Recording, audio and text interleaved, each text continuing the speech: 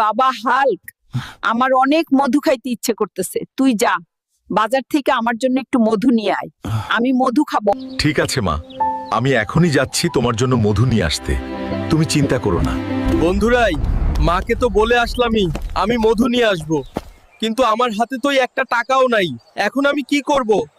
যাই হোক, মা যেহেতু নিতে বলেছে, আমাকে নিতেই হবে। শুনেছি অ্যামাজন জঙ্গলের বিশাল উঁচু পর্বতের চূড়ায় একটা বিরাট মৌমাছির বাসা আছে। প্রয়োজনে মায়ের জন্য মধু আনতে হলে আমি সেখান থেকেও মধু এনে দিব।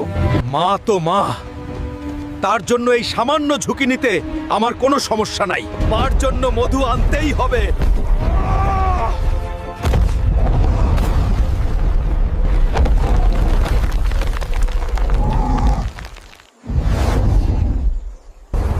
এই তো যেটা খুঁজছিলাম।